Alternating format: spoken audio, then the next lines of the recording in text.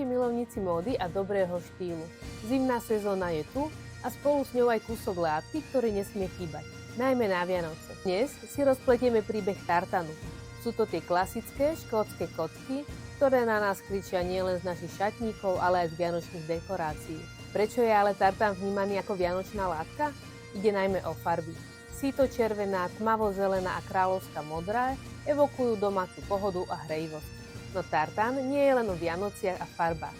Je to silný príbeh, ktorý nám má pripomínať tradície, rebéliu a nekonečnú eleganciu. Poďme sa na to spoločne pozrieť. Najprv si v tom ale urobme poriadok. Viete, aký je rozdiel medzi tartanom a karom? Karovaný vzor je všeobecné pomenovanie pre akýkoľvek štvorčekový vzor. Lenže tartán to je príbeh sám o sebe. Kľúčom je tzv. Set. Je to spôsob, kedy pruhy farieb tkáme rovnako symetricky horizontálne aj vertikálne. Pravý tartán je presne definovaný a registrovaný vzor. Vo Veľkej Británii je ich dokonca až okolo 3000.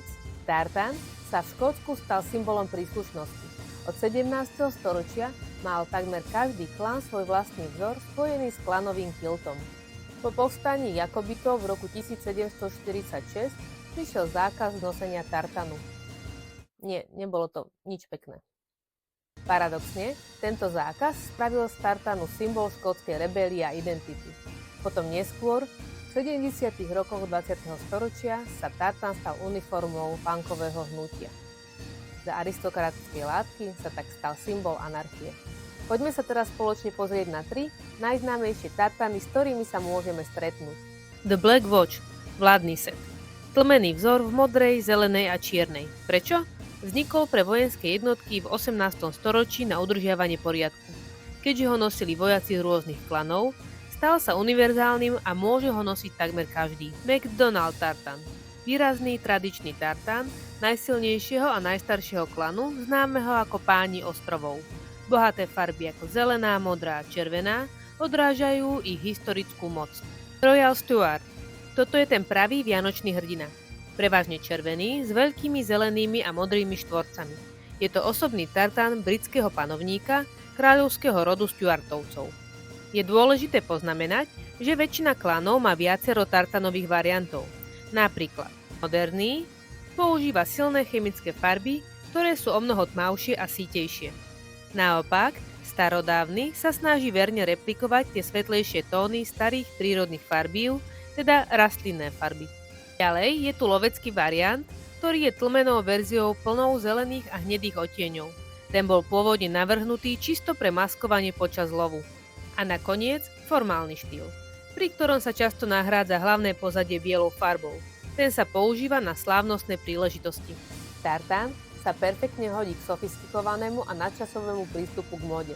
Nie sa čo čudovať, že tento vzor oslovil mnoho svetových návrhárov. Poďme sa pozrieť na niektoré modely. Vivienne Westwood je pravdepodobne najznámejšou návrhárkou, ktorá tartan neustále oslavovala.